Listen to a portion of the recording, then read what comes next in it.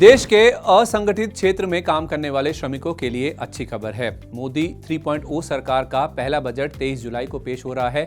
इस बजट में वित्त मंत्री निर्मला सीतारमण दिहाड़ी मजदूरों की सामाजिक सुरक्षा के लिए कुछ बड़े ऐलान कर सकती हैं। इसमें सामाजिक सुरक्षा कोष बनाने की घोषणा प्रमुख है। इस पहल से देश के करोड़ों दिहाड़ी मजदूरों को प्रोविडेंट फंड, वृद्धा पेंशन, स्वास्थ्य और दुर्घटना बीमा का लाभ मिल सकता है।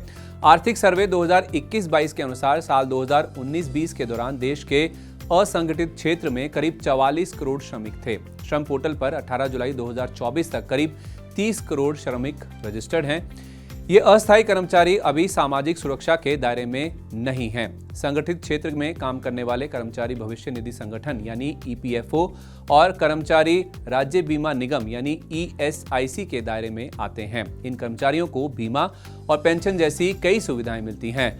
अगर किसी कर्मचारी की नौकरी के दौरान मौत हो जाती है तो उसके परिवार को कई तरह से मदद मिलती है। दिहाड़ी मजदूरों को सामाजिक सुरक्षा के दायरे में लाने के लिए श्रमिक संगठनों ने पिछले दिनों वित्त मंत्री निर्मला सीतारमण से मुलाकात की। इन संगठनों ने वित्त मंत्री से बजट में असंगठित क्षेत्र के कामगारों, गिग वर्करों और कृषि क्षेत्र के मजदूरों समेत करोड़ों लोगों के लिए सामाजिक सुरक्षा संहिता 2020 के मुताबिक सोशल सिक्योरिटी फंड यानी सामाजिक सुरक्षा कोष के गठन की मांग की।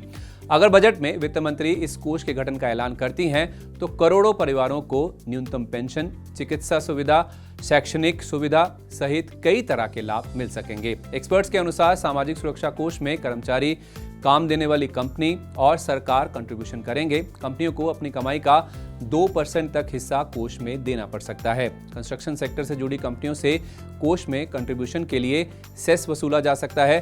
कानून का उल्लंघन करने वाली कंपनियों से मिलने वाली राशि भी इस कोष में जमा कराई जा सकती है। इस पहल से सरकार पर ज्यादा बोझ नहीं पड़ेगा। कोष का इस्तेमाल दुर्घटना, स्वास्थ्य बीमा कवर और न्यूनतम पेंशन के लिए किया जाएगा। ये सुविधाएं ईपीएफओ और ईएसआईसी की ओर से दिए जा रहे लाभों की तरह हो सकती हैं। इसके अलावा सरकार असंगठित क्षेत्र और सभी गिग वर्कर को इलाज से लेकर राष्ट्रीय स्तर पर सामाजिक सुरक्षा बोर्ड का गठन कर सकती है। अस्पताल में इलाज की सुविधा अस्थायी कर्मचारी के साथ उसके परिवार के सदस्यों को भी दी जाएगी।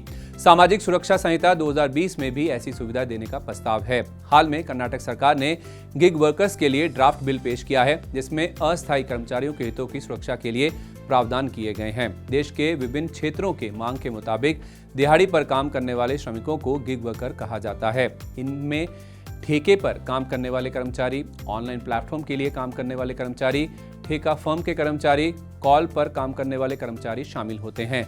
ये सभी कर्मचारी दिहाड़ी के आधार पर काम करते हैं। माना जा रहा है कि बजट में सोशल सिक्योरिटी फंड का ऐलान होने की पूरी उम्मीद है। सरकार की इस पहल से देश के करोड़ों परिवारों को फायदा मिलेगा।